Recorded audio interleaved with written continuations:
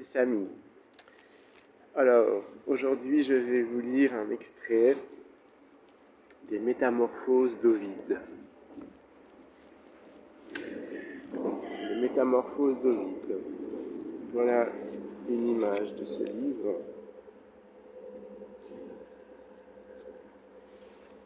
Et c'est une édition de 1780.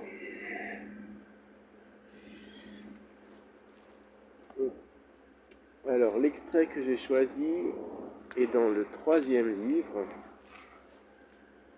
Et voilà l'argument, le résumé. Les dents du dragon forment des soldats. Actéon est changé en cerf, Narcisse en fleur, Écho en voix, et des matelots en dauphin. Tirésias aveugle et prédisant l'avenir, sacrifice de Bacchus, et Panthée déchirée. Premier chapitre dans ce livre. Cadmus bâtit Thèbes. Ses compagnons mis à mort par un dragon. Déjà, Jupiter était arrivé dans les campagnes de la Crète. Il avait quitté la figure trompeuse du taureau. Vous vous souvenez, le taureau qui a enlevé Europe. Et s'était fait connaître à Europe. Agénor, ignorant le destin de cette princesse, ordonne à son fils Cadmus d'aller chercher sa sœur enlevée. Tendre et cruel à la fois, il veut que l'exil soit sa peine, s'il ne la retrouve point. L'infortuné Cadmus fuit sa patrie et le courroux de son père, après avoir inutilement parcouru l'univers. Ça en fait du chemin. Car qui peut découvrir les larcins de Jupiter? Il consulte alors en tremblant l'oracle d'Apollon et lui demande quelle terre il doit habiter désormais. Le dieu lui répondit: tu trouveras dans des champs solitaires une génisse qui n'a jamais porté le jour et qui ne connaît point encore les travaux de la charrue. Marche sous sa conduite, et dans la campagne où tu la verras s'arrêter, bâtis une ville et nomme cette contrée Béotie. À peine était-il sorti de l'antre arrosé par la source de Castalie qu'il aperçoit une génisse sans gardien, allant avec lenteur et ne portant sur sa tête, aucune marque de servitude. Il la suit et s'attache à ne point perdre ses traces, adorant en silence le Dieu qui le guide. Il avait déjà traversé le fleuve Céphise et les champs de Panope lorsque la génisse s'arrêta. Il la vit alors porter vers le ciel son front large, orné de cornes élevées, frapper l'air de ses mugissements. Regarder ensuite ceux qui suivaient ses pas, se coucher et reposer ses flancs sur l'herbe.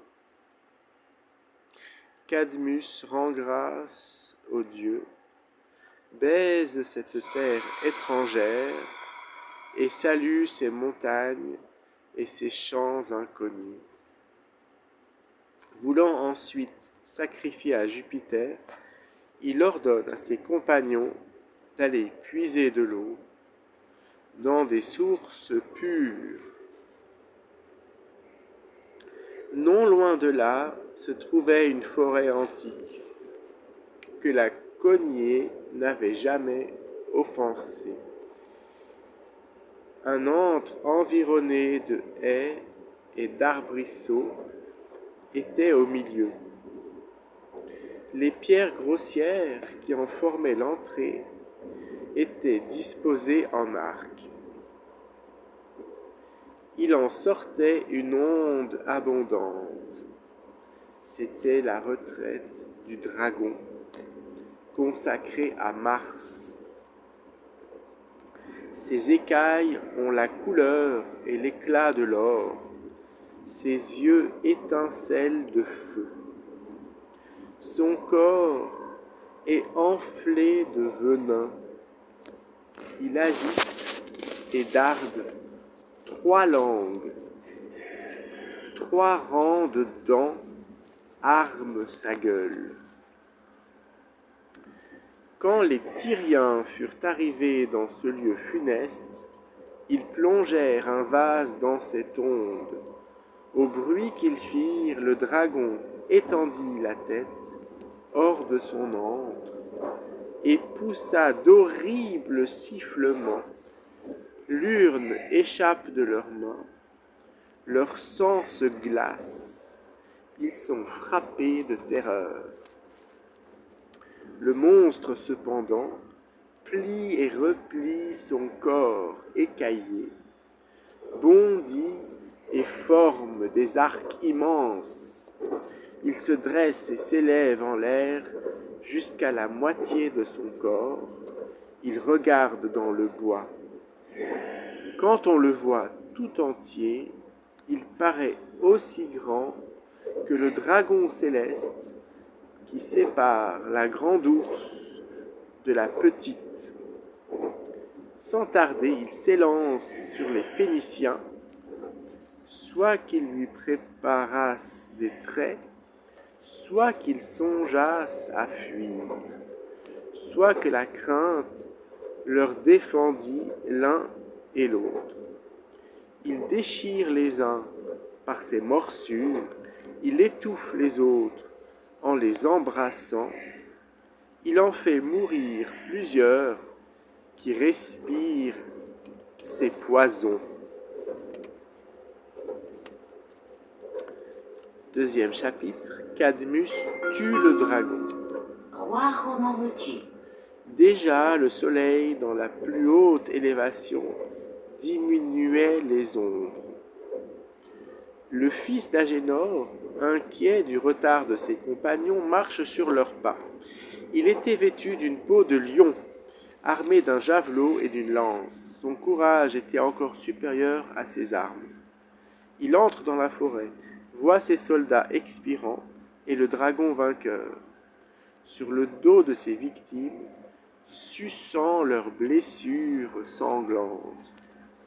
« Amis, s'écria-t-il, je vais vous venger ou vous suivre. » À ces mots, il prend un caillou d'une masse et d'un poids énorme. Il le jette avec vigueur. Ce coup, dont la force aurait ébranlé les murailles les plus épaisses et les tours les plus solides, ne fit aucune blessure au monstre, défendu par les écailles comme par une cuirasse.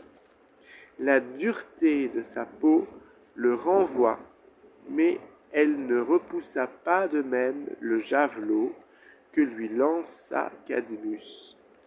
Il s'arrêta dans la courbure de l'épine de son dos, où le fer descendit tout entier.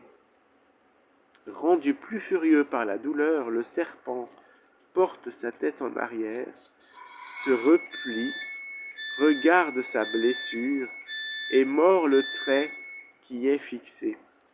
Il se secoue de tous côtés, il ébranle le bois et parvient presque à l'en arracher, mais le fer reste engagé dans les os. Cette plaie récente ajoute à sa rage ordinaire.